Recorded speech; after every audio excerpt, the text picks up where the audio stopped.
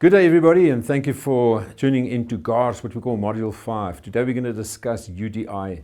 Now I know UDF, UDM and UFOs, but I didn't know about UDI until Johan Lottering recently asked me if I will please present on his behalf. So I'm quite honored to do so and discuss UDI, and the more I read through this and the more I worked through this, the more I realized that this is something that we should all know. We do know that, but we never gave it a name. So underlying principle of GARS, I'm sure you've seen it, the late General Des Barker always said there are no new accidents, only repetitions of previous ones. Personally, I also believe that there are no new accidents, and we spend many hours talking about why are we having the same accidents. So what he also says, early recognition of accident participating factors are the key to prevention.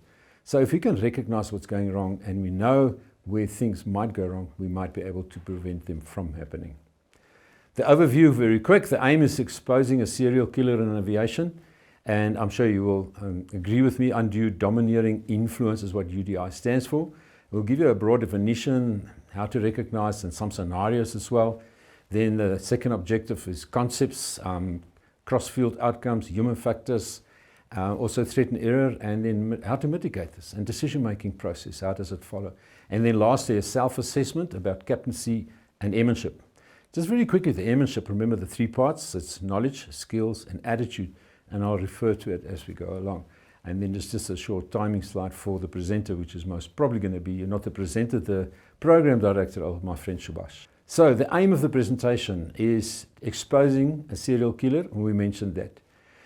To help general aviation pilots to recognize, better understand it, and also see how it influences your decision making and whether it's legal or not.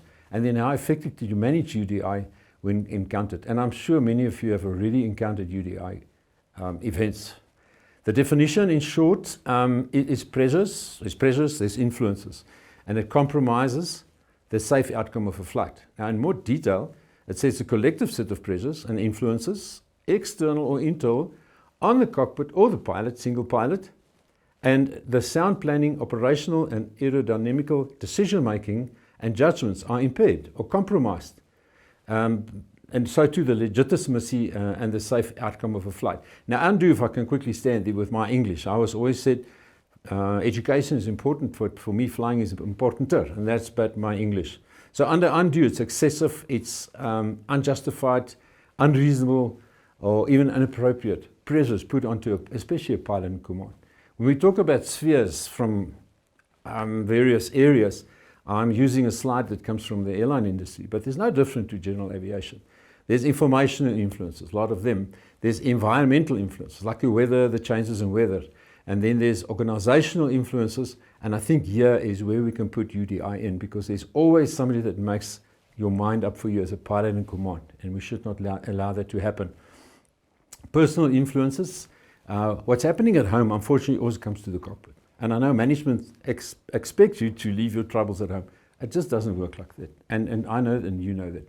The only difference maybe here, maybe in the airline they have cabin crew, and only one cabin crew comes to the cockpit, where you have passengers, direct contact with the passengers. They might be sitting next to you, right behind you. So just a broader view of influences. And more detail, we can look at recognition of UDI. Usually it says there's two heads in the cockpit. But with two heads in the cockpit, sometimes you can get very good information. But the problem is when they get the two-headed monster, then who makes the decision? The captain or the owner? Usually it's not only the owner, it could be your client as well. So the problem is, it emerges in terms of decision making. Who makes the decision? Who's got the ultimate say? Now you and I know that the pilot in command's got the ultimate say, but it doesn't work like that, not all the time. So let me show you a quick example. Here's a case study. It's a Britain-Norman Islander, which is, occurred on the 5th of October 2008, in which 9 people perished. The pilot was under extreme pressure to fly despite expressing concerns about the weather before the witnesses. And he mentioned, and it's in the investigation report, everybody at the lodge, he spoke to everybody, said, guys, the weather is not good to fly. But the owner of the aircraft, they had time constraints. They had to get back to work. A long story short, and the kids had to go back to school. So there's time pressures, but now the time pressures from the owner became the time pressures of the pilot. Now this was also not the original pilot. the pilot that was going to do the flight, he injured his legs. So this poor guy had to do a quick conversion in 3 days period of time. And therefore he was under even more pressures. And that's why we want to look at UDI. How does that work? So the probable cause, it's a word I don't like. Probable cause, it's from ICAO. And probable cause, there is no cause in saying, now I'll read it. The pilot flying a VFR certified aircraft encountered adverse weather conditions and en route during a VFR flight, and which resulted in a CFIT, a closed flight, a controlled flight into terrain near the top of the mountains. Now, if you look at probable cause, there's no cause in there. That's just what has happened. But anyway, that's a discussion for another day. We need to find out why accidents happen. If we only know what has happened, you do not do prevention, and that's why we're still having the same accidents today. Now, there's a long discussion. There's a lot to say about it's all in the investigation report. But something else that came up, overloaded for grid moorer. In other words, on one engine. If that engine failed, they were too heavy. These are little things that creeps in as well. Now, whether the pilot was even aware of that, I don't know. It doesn't state so in the investigation report. Then all the other things, no weather radar, no GPWS, are things that you will not find in the Norman Islander, which is a VFR certified aircraft. The question is, why would a pilot then fly a VFR certified aircraft into IFR conditions? And that's actually the question we're looking at. I mean, ultimately you had to make the decision. If you look at the trees as well, you can see you flow straight on level at the top of the mountain, straight into the trees, not even 20 minutes after takeoff. Now we're looking at influences. There's internal and external. We already discussed the differences, but internal influences, you look at intimidating owner-client. And I'm sure all of you have flown with an intimidating owner or client. And especially if that owner or client is also a pilot. Usually not with the same expertise as you, otherwise he would have flown it himself. So he's got a lot of say in the decision making, which he should not have. It's not regulations, it is undue. In other words, it's inappropriate and it's not safe. Pressure to complete the mission on time. I think we all do that. This is our job. We do the job on time. And if things don't work out, we have to make amends. And unfortunately, that amends sometimes taking shortcuts. I'll give you some examples now.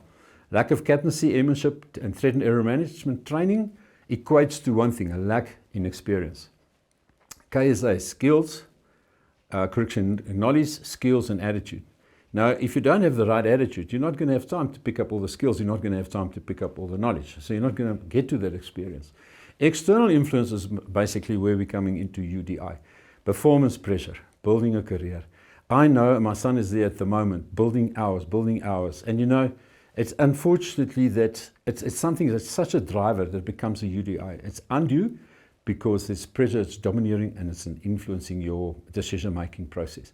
Social pressure, does not want to be cowardly. Now, we're not cowboys. Pilots are not cowboys, but we also don't cry in front of the horses. And this is unfortunately that pressure is always there. Peer pressure, how to be a better pilot. There's insecurity as a pilot, eager to please. And this is a dangerous one as well. If you always want to please the client, they're always going to use you. You're going to end up like this poor guys in the Norman Islander. Moral pressures, I mentioned already, the guys had to get back to office and the kids had to get back to school. So their time constraints become the pilot's time constraints. And in the investigation, it clearly says how he asked them, please, let's delay for a bit. Let's delay for a day. And it says, no. They says, well, let's delay for a few hours and the storm will move away. So eventually the best he could do was delay for an hour, and that was it. And then they went out flying. Now, if we take a look at the circumstances of UDI, there are quite a few. There's authority, judgment, decision-making abilities of the pilot or crew. And these are challenged, contradicted, or undermined in disregard of a safety-first approach. In other words, there's undue, domineering influences. And one thing that we usually see is that the less experienced the pilots are, the bigger this UDI can become. This pilot in the Norman Islander, he only had 275 hours. He had a CPL, a commercial pilot's license. He had 9.6 hours total on the type. Now, that is scary if you think about that. Anyway, so let's continue. Let me show you some examples in airline operations. On-time departures. I always say on-time departures in the airline operations become a cancer in the airline industry.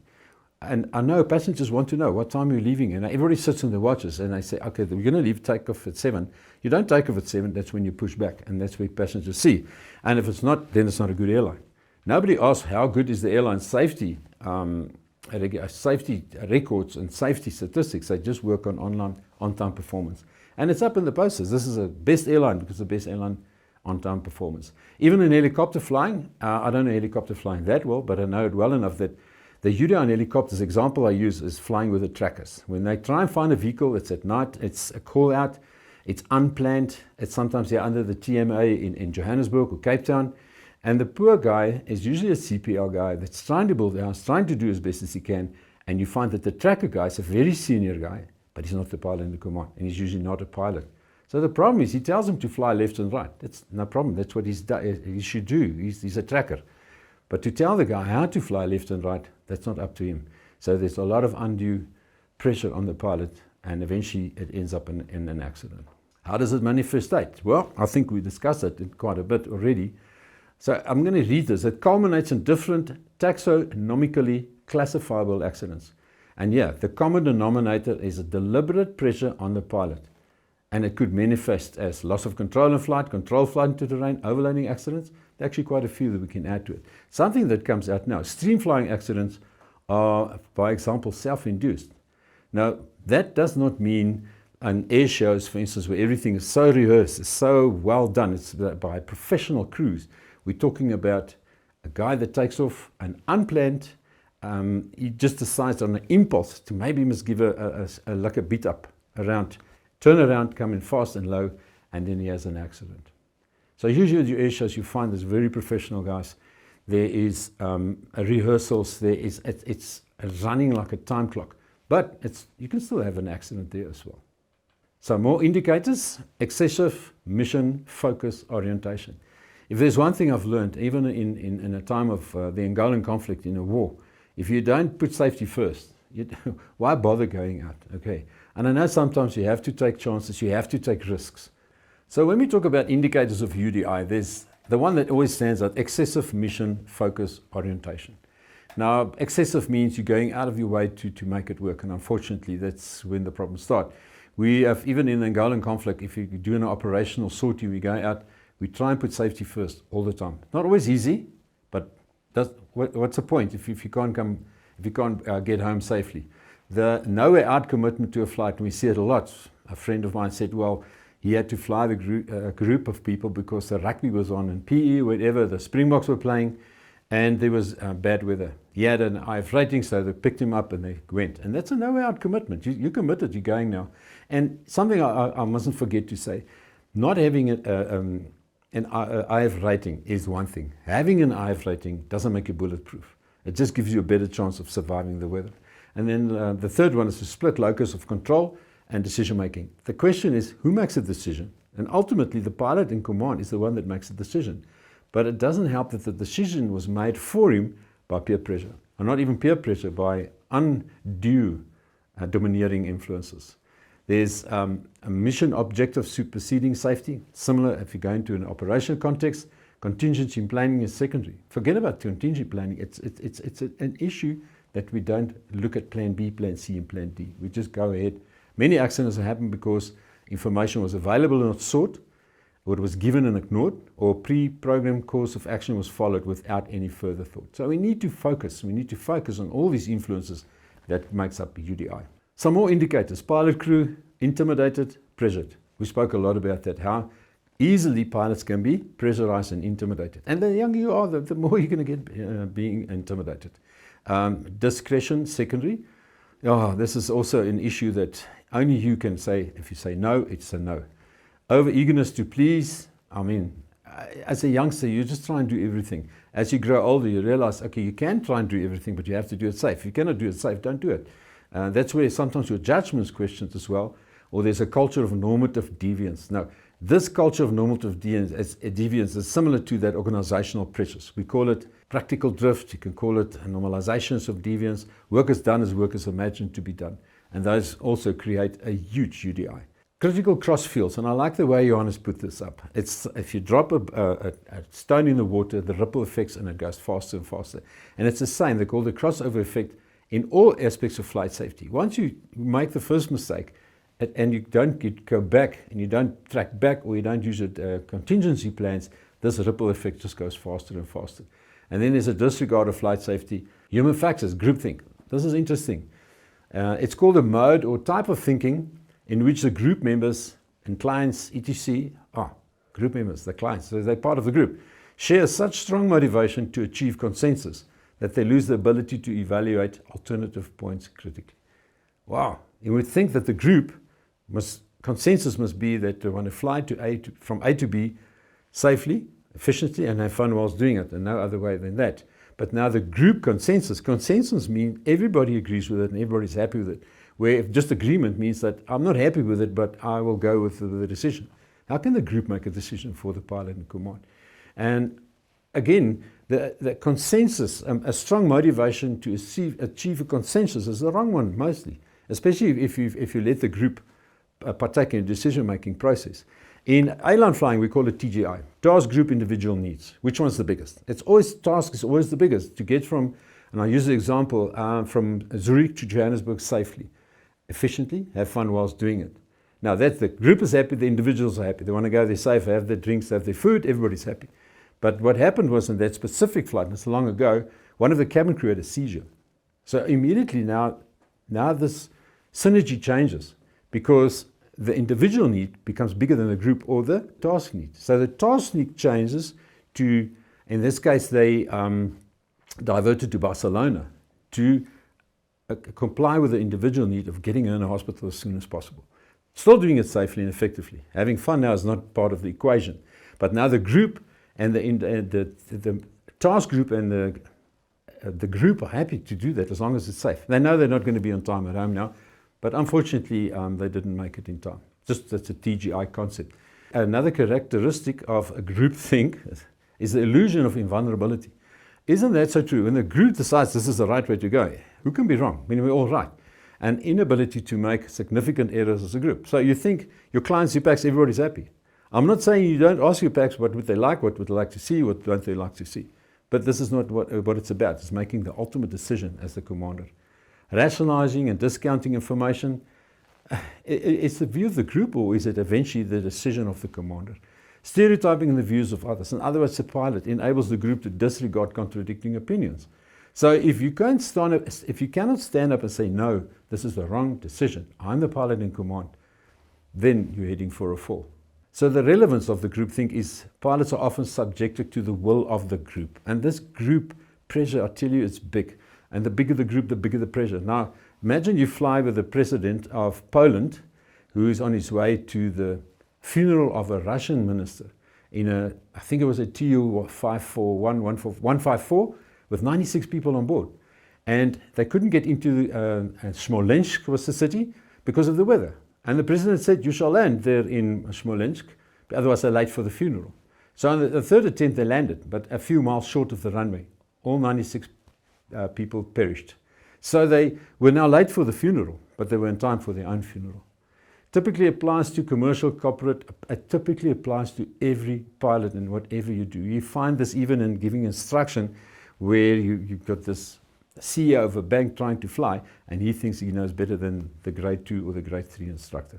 Disrupted cockpit authority gradient, I think you know what we mean by that. Usually you have a very steep gradient because the commander is the commander and here's the student. And it grows a little bit when you get a pilot and a very competent co-pilot, the gradient should become shallower. But now it actually tips over to the other side, where you find that this is the owner or the client, he's got more influence than the pilot in command.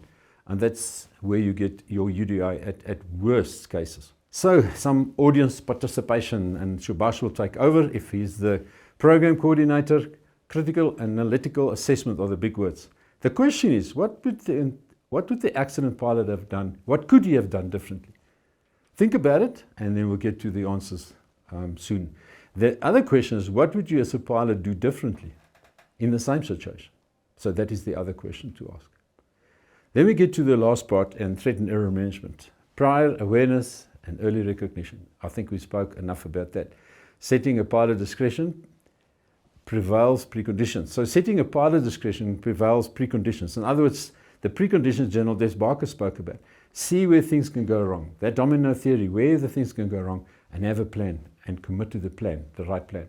Better knowledge of applicable legislation. Wow, that's a tough one. But if you know your legislation well, you can actually tell the guys, listen, by verbatim in the legislation, it says that the decision ultimately rests with me as the pilot in command. So working only for owners companies who endorse the pilot's final say in authority, That's a tough one. If you know your clients and you know that they are usually nice people to work with, and if you say yay, it's yay, and if you say nay, it's nay, always fly with them. But don't do if you know these people are always putting pressure on you. They will always put pressure on you. They've got their money and time. There's a lot of issues they have to cater for. Practicing captaincy and command decisions. Well, a lot of places say, listen, we don't hire skills. We can teach you skills, but we hire attitude. How do you practice captaincy and command decisions? Unfortunately, by flying every day and making the right decisions all the time. Now, we're all humans. We don't always make the right decisions. But don't let someone else push you into making the wrong decision, or let you follow a decision that's wrong and you can't turn back. Trend error management equals review and modify all the time, because your decision now might not be valid 5 minutes later. Going into the weather, the weather is far, so maybe you can fly, and then you see the weather starts getting bad. Change your decision and turn back whilst there's time. How many accidents have we had in our country where the guys turned around when they were already in the weather, and then there's actually no way out? Always adhere to contingency planning. First, have a contingency plan. Anything you do, it must be plan A, plan B, plan C. And invariably D will happen, but through experience, you will have more than one plan. And I just mentioned turn back or delay if necessary. Avoid arguments, but politely and firmly stand your ground. Yes, that's an easy one, eh? No. If you sit there and you've got these clients and they pay everything and everything is done for you, it's very difficult to tell them, listen, I'm the pilot in command, it's my decision. They will try and influence your decision. But having an argument is not going to help. Maybe a tip here I can give you, which is called phone a friend. CRM, use your resources. Maybe you got the number of your DFE. Just phone him and say, listen, this is the situation. Can you help me out? And let the DFE speak to him if that doesn't help. You can find somebody in the CAA and say, listen, this is the situation. And remember, as a young pilot, maybe you don't know all these people, but know at least 1 or 2 people that you can find to help you. Admit to falling short of operational demands. And exactly in this case, they had an IF rating. He had to fly a non-certified IF aircraft. In other words, it's a VFR aircraft that is not allowed to fly in the weather. You might just have a nice instrument, but remember there was a list of things he didn't have. Okay, so another question for the audience. Can you think of accidents with similar causes and contributing factors? And I'm sure you can. And I'm sure many of you are here that can think of similar, in other words, what has happened to you and how did you survive? How did you get to be sitting here tonight? And share that with us, please. I'll appreciate that. Questions? If there's any questions, please ask your program director and have a discussion, have a good discussion, maybe it's a better English word, about this very important point. And then I will conclude and the impact and takeaways. Now, safety first. Now, safety first is the same as safety is non-negotiable. Safety is negotiable, trust me, but don't make it negotiable if you have the choice. It's like putting up boards, say your country needs alerts. So impact and takeaways, safety first. Now you know and I know that if you say safety first, we always think safety first. Yeah, of course we do. That's why we're still alive. But we don't really. It's the same as I tell you, safety is not negotiable. Safety is negotiable. Trust me, and that's where UDI comes from. It's the same as putting up, you see all the posters up there, be alert, your country needs alerts. It just doesn't work that way. What I would like for you to take away from tonight is the following. Safer aviation culture. How can you influence your safety culture around yourself as a pilot and in your operation? Heightened accident awareness. There's so many accidents that happen and many lessons are written in blood, but we're having the same accidents over and over. Go and read up on the accidents and try and find the whys, and then we can talk prevention. Better preparation, decision making, it comes through training. Skills, knowledge, and attitude. Chairmanship. Improved attitudes. Oh, I can speak for hours about attitudes, and I'm not talking about bad attitudes or unusual attitudes. We're talking about attitudes, a positive attitude, and try and kill the UDI. If there's undue domineering influences, try and cut it out. And the best way says, I say no. Then better equipped I almost use the word go-around pilots, but go-around pilots are good pilots, trust me, they're still alive. So better equipped general aviation pilots, that's what we're looking for. We got a responsibility as well to assist CA in getting the accidents reduced. And a lot of you, and I myself, we lost many friends, and we don't need these accidents, please people. So better captaincy and airmanship, here it comes again, captaincy and airmanship. So that means you have to have airmanship, knowledge, skills, attitude. Bad attitude, don't have time to get the skills, won't have the time to get the knowledge either. And then lastly, and the most important, reduced general aviation accident rate. Remember, we as pilots have to take the responsibility. You are responsible for your life, but you're also responsible for your passengers' lives. You're also responsible for the lives of those who share the airspace with you. And you're also responsible for the people that you fly over. So don't forget that. We must take responsibility and remain accountable. So thank you very much. In conclusion, rather a day late in this world than a second too soon in the next. And like I always say with on-time departures, rather depart 5 minutes late than to arrive dead on time. I thank you for your participation.